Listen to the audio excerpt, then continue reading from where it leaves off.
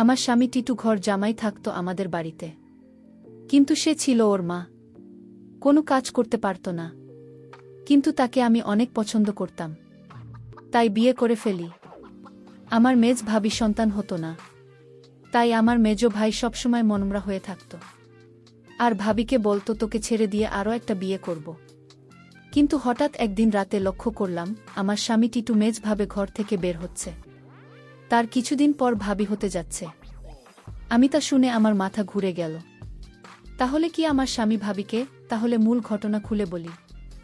মাঝরাতে পানি খেতে উঠে নিজের স্বামীকে মেজ ভাবি ঘর থেকে বের হতে দেখে চমকে উঠল দিব্যা। মেজো ভাইয়ের 4 দিন হল ঢাকায়। এখন ভাবি একা ঘরে। আমার স্বামী এত রাতে মেজ ভাবের ঘরে কি করতে গিয়েছিল সেটা জানার জন্য আমার মাথায় ঘুরপাক খাচ্ছে। এই ঘরের দিকে স্বামীকে আসতে দেখেই দরজা ভিজিয়ে দিয়ে বিছানায় উঠে ঘুমানোর অভিনয় করল দিবালা। তার স্বামী দরজা ঠেলে সন্তর্পণে হেঁটে এসে বিছানায় তার পাশে শুয়ে পড়ল।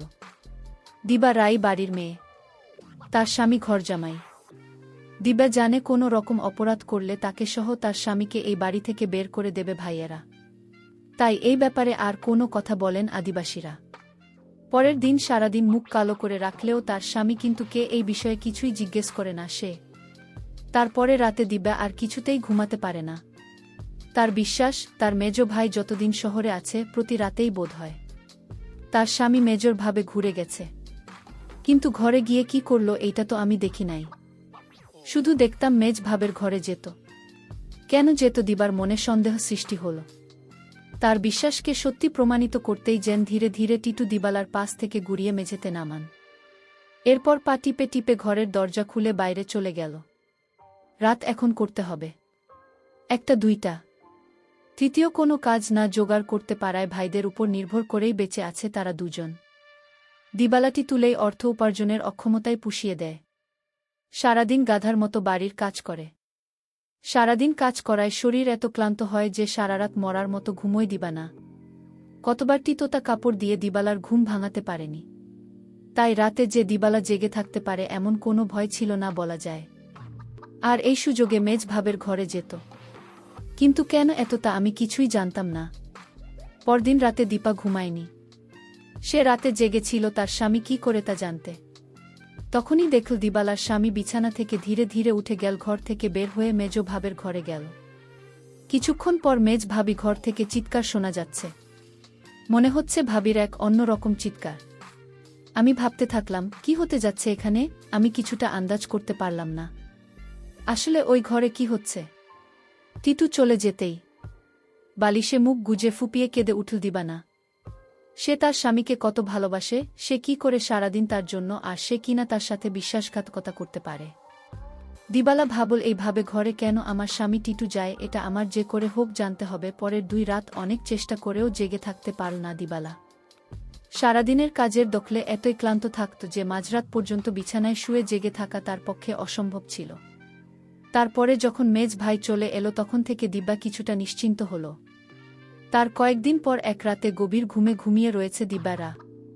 অনেক ধাক্কাধাক্কি করে তাকে উঠল তার স্বামী টিটু। ঘুম জড়ানো ক্লান্ত কণ্ঠে দিবালা বলল, কি হয়েছে? এত রাতে ডাকেন কেন? লাইটটা একটু জ্বালাও তো। সারাদিন কাম কইরা কুল পাই না। উনি আছেন তার চিন্তায়, এখন ঘুমান। এই বাড়ির সবচেয়ে অবস্থাপন্ন বলা যায় মেজ ভাই শহীদকে। তার স্ত্রী অবস্থাসম্পন্ন ঘরের মেয়ে। শহীদ মিয়ার বড় চালের আড়তের ব্যবসা, গ্রামের দিকে হলেও শহীদের ঘরটা দেখার মতো। ইট সিমেন্টের দেওয়াল আর টিনের দোচালা। তার ডান পাশে 2টা ইটের তৈরি ছাপড়া ঘরে থাকে ছোট ভাই বাদল, তার বড় ভাই জলিল। তাদের 2টা ঘরের মুখোমুখি উঠোন পেরিয়ে একটা টিন আর বাঁশের তৈরি ঘর। এখানে দিব্যারা আর টিটুর সংসার। দিবালা খুব চিকন আর কালো হওয়াতে বাবা মায়ের মৃত্যুর পর 3 ভাই অনেক খুঁজেও কোনো পাত্র পায় না। শেষমেশ এক ভবগুড়ে ভাই মাগো ছেড়ে টিটুকে ঘর জামাই হিসাবে আনে। ভেবেছিল টুকটাক কিছু কাজে তাকে লাগাবে, কিন্তু সে পুরকর্মা। সেই দিনের প্রায় 1 মাস পর বাড়িতে বিরাট উৎসবের মতো আয়োজন হল। দিবার আর ছোট ভাইয়ের 2টা, বড় ভাইয়ের 3টা সন্তান হলেও মেজ ভাই বিয়ের 4 বছর পরেও সন্তানের মুখ দেখতে পারেননি। মেজ ভাই আর একটা বিয়ে করবেন কি না এটা নিয়ে চিন্তাভাবনা করছিলেন। যে স্ত্রী তাকে সন্তানের মুখ দেখাতে পারবে, মেজ বুকে তাহলে এই বাড়ি ছেড়ে চলে যেতে হতো। ঠিক এই সময়ে আনন্দের সংবাদটা পেলাম সবাই। মেজ বৌমা হতে চলেছে। মেজ ভাইয়া আর ভাবি আনন্দ দেখে কে এই উপলক্ষে এই উৎসব আয়োজন। দিবারা যখন আনন্দের সাথে কিন্তু কে এই খবরটা দিল তখন সে সামান্য একটু মুচকি হেসে বলল, ভালি তো। শুনছিলাম কোনো ফকিরের কাছ থেকে পানি পড়া নিচ্ছে। ফকির কামেল? সে ও কি যাবে নাকি সেই ফকিরের কাছে? কোথায় থাকে সে? যেখানেই থাকুক তুমি যাবে কিনা সেটা বল। দিবালা বলল, আমার দরকার নাই। আমি সবই বুঝি, তুমি ভাবে ফকিরের কাছ থেকে পানি পড়া এনে দাও, এটা তোমার বানানো কথা। এটা আমি বিশ্বাস করি না। দিদারা আরও বলল, আমি একদিন তোমার এই রহস্য খুঁজে বের করব। আর যেদিন তুমি ধরা পড়বে সেদিন বুঝতে পারবে তোমার কি অবস্থা হয়। কিন্তু তখন বলেছিল তুমি আমাকে বিশ্বাস করো না। দিবালা বলল, করি, কিন্তু তুমি তোমার প্রতি আমার বিশ্বাস দিন দিন উঠে যাচ্ছে। যতদিন পর্যন্ত আমি জানতে না পারব তুমি মেজ ভাবের ঘরে কেন যাও ততদিন পর্যন্ত তোমার প্রতি আমার বিশ্বাস হবে আর হবে না। দিবা রাই কথা বলে ঘুমাতে গেল। তার স্বামীটি তো তার সাথে শোয়া ছিল, কিন্তু হঠাৎ করেই দেখল তার স্বামী বিছানায় নাই। তখন দীপারা চিন্তায় পড়ে গেল। আজও চলে গেল। ভাবি রুম থেকে এক প্রকার চিৎকার আসতে শুরু করল। আমি কিছুই বুঝতে পারলাম না এটা কিসের চিৎকার। মনে হচ্ছে মেয়েলি কণ্ঠ। প্রায় 1 ঘন্টা পর দিবালা দেখতে পেল মেজ ভাবি রুম থেকে বের হতে। দিবার মনে দিন দিন সন্দেহ বাড়তে লাগল। তারপর দিবালা ভাবল, একদিন আমি জানালা দিয়ে দেখব তারা কি করে। দিবার স্বামী দিন দিন দিবালার প্রতি কমে যাচ্ছে। কিন্তু আজ 2 দিন যাবৎ দিবালার স্বামী মেজ ভাবে রুমে যাচ্ছে না, সেটা লক্ষ্য করল দিবালা। দিবারা তার স্বামী তাকে জিজ্ঞেস করল, একই আজকাল তো তোমায় আর দেখি না ভাবি রুমে যেতে। তার স্বামী তাকে একটা কাপড় দিয়ে বলল, তোমার বাবার বাড়ি থাকি বলে তুমি কি আমায় যা বলবে তাই মনে করবে? সব কিছুর ভিতর শুধু কি তোমার অধিকার আছে আমার নেই? এর মধ্যে হঠাৎ খবর আসলে মেজ ভাবি মা হতে চলেছে। দিবা সেটা শুনে চমকে গেল। কারণ মেজ ভাবি স্বামী মানে আমার মেজ ভাই, এত সমস্যা ছিল। তাহলে কিভাবে সে মা হতে চলল? আমার মাথায় কোনো কাজ করছে না। আমার মনে সন্দেহ হতে লাগল। দিবার তার স্বামীকে বলল, আপনি এখন আর দেখি দিবার রুমে যান না কেন?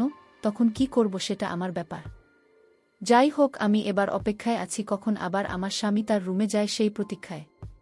এর কিছুদিন পর তার স্বামী কিভাবে রুমে গেল, তারপর আমি জানলা দিয়ে যা দেখলাম তা দেখে আমার চোখ ছানাবড়া হয়ে গেল। দিবালা এই দৃশ্য দেখে সে বিছানায় শুয়ে কান্না করতে লাগল। ঠিক তখনই আমার স্বামী তো আমার রুমে এসে পড়ল আর আমায় বলতে লাগল, আরে শাহানা, লাইট জ্বালাও না। দেখ কি দেয়। বিরক্ত হয়ে বিছানা থেকে নেমে লাইট জ্বালালো দিবানা। তারপর চকিতে এসে বসল। কিন্তু তার সবগুলো দাঁত বের করে হেসে পাঞ্জাবির পকেট থেকে এক জোড়া চুড়ি বের করল। আর একটু কাছে আসো। পোড়া দেয়। চুলগুলো দেখে চিনো দিবালা এগুলো শোনে। আর এর মালিক যে মেজ ভাবি ছাড়া কেউ না, তাও সে ভালো করে জানে। সে ভয়ে ভয়ে ফিসফিস করে বলল, এগুলো তো মেজ ভাবে। তুমি পায় না কই? আরে ভয় পায় না, চুরি করি নাই। মেজ ভাবি আমাকে দিচ্ছে। বলো কি? সে কেন দেবে? তোমাকে একটা কথা বলি। কই কই কই রাও, এতদিন কইতে পারি না ঈশ্বর মেয়ে। ভাবছিলাম তুমি আমায় ভুল বুঝবে, কিন্তু তোমায় আমি কি কিছু গোপন করে বল, ভুল বুঝো না বু। মেজ ভাই এবার ঢাকায় যাওয়ার পর কয়লা আমি মেজ ভাবের ঘরে গেছিলাম। তিনি তো আবার বলল, মেজভাই ঢাকা যাওয়ার পরে মেজদা বের করা খুব জ্বর হয়েছিল, কিন্তু তার যত্ন করার মতো কেউ ছিল না। তাই ভাবি, কই দেখি তোর আমি ভাইয়ের মতো দেখি। আমার সারাদিন ভাল লাগে, খালি একটু দুর্বলতা থাকে, কিন্তু রাত হলেই জোর বাড়ে। তুই কি গাইতে আইস? আমার মাথায় একটু পানি ঢালতে পারবি? দিবালা অবাক হয়ে বলল, আমারে করতে পারো? ছোট ভাবি বড় ভাবি আছে, তোমার করল কেন? আমাদের সারাদিনে জলের কথা একবারও কইল না। তিতু মুখটাকে মলিন করে বলল, দেখলাম, সব আমার কপালের দোষ। আমি জানতাম তুমি আমার সন্দেহ করবে। আমি কি আর সে বিশ্বাস পাওয়ার যোগ্য? দিবালা এবার কাদো কাদো হয়ে বলল, না গো, আমি ওটা বলি নাই। আমি তোমারে বিশ্বাস করুন না তো কারে করুন খ? তুমি ছাড়া আমার আর কে আছে? তুমি আমারে টোকাই বা ফিরিস্তা? আশা করি ও বিশ্বাস করুন না। এই না হলে আমার বউ। শুনুন, ভাবে কইলাম দেওয়ালে পাঠিয়ে দিবেন, এভাবেই বলল। আহা বেচারি, সংসারটা লাইগা কাজ কইরা সারাদিন মরছে, তারা বাড়িতে থাকতো করা কেন? দিবারা জানে যে আমি তোমার ভাই মানি। তুমি আছো, দিবালা কিছু মনে করবেন না জানলেও। ওর মনে এত নষ্ট না। তবু আমি তোমাকে কিছু করি না এই দলে। তাছাড়া উচিত পরের বাড়িতে থাকি। বেশি তর্ক মানায় না। এই জন্যই আমি তোমার ভাবে রুমে গেলাম চুপি চুপি। কারণ রাতে তোমার ভাবির মাথায় পানি না দিলে কি তখন জোর ছাড়ত? আমি যদি ভাবি পাশে না থাকতো, আমার মাথায় পানি না দিতাম, তাহলে জ্বলে মইরা যাইত। এতদিনে ভাবিকে কবরস্থানে রেখে আসতে হতো। দিবালা তখন বলল, সবই বুঝলাম, কিন্তু একটা বিষয় আমার মাথায় ঢুকছে না। ঋতু বলল, কি কথা তোমার মাথায় ঢুকছে না আমায় বলো। দিবালা তখন বলল, আমার মেজ ভাইয়ের সমস্যা ছিল, কিন্তু সে কিভাবে মা হতে চলেছে। আর ভাবি ঘর থেকে কিসের আওয়াজ আসতো, কিন্তু তখন বলল, তুমি দেখি আবার আমাকে সন্দেহ করছো। এই সন্দেহটা তোমাকে দূর করে দেয়। তোমার মেজ ভাবি একদিন আমায় বলল, আমার সংসারটা মনে হয় ঠিক হবে না। আমি বলেছিলাম, কেন টিকবে না? কারণ আমার কোনো সন্তান নেই। তাই স্বামী আর একটা বিয়ে করতে পারে বলে আমায় বলল। আর তখনই আমি বলেছিলাম তোমার ভাবিকে, শোন, তুমি কিচ্ছু চিন্তা করো না, আমি সব ব্যবস্থা করছি। আমি তখন এক ফকির বাবার কাছে গেলাম।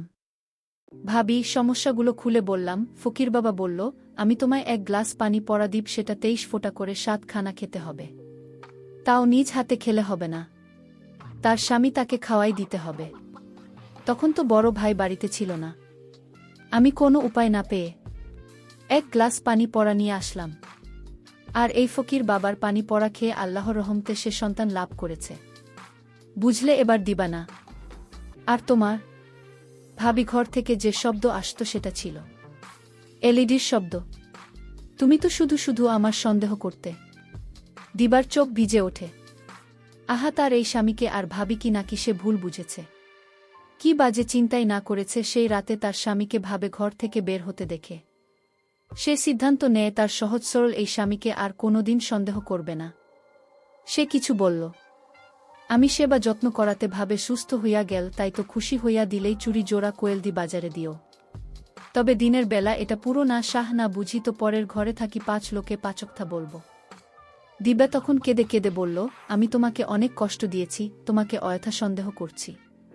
আসলে তুমি নিষ্পাপ। দিবালা বলল, তুমি মেজ ভাবের ঘরে গিয়ে মেজ ভাবিকে মায়ের মতো যত্ন করে সুস্থ করে তুলেছে, এরকম স্বামী এখনকার যুগে পাওয়া বড় কঠিন। দিবা বলল, আমায় ক্ষমা করে দিও তুমি। তুমি ক্ষমা না করলে আল্লাহ আমাকে ক্ষমা করবে না। কিন্তু তখন হেসে বলল, আমি তোমাকে ক্ষমা করে দিয়েছি। বন্ধুরা, আজকের গল্পটি কেমন লাগলো তা অবশ্যই কমেন্ট করে জানাবেন। আর এরকম নতুন নতুন ভিডিও পেতে আমার চ্যানেলটিকে সাবস্ক্রাইব করে পাশে থাকবেন। ধন্যবাদ।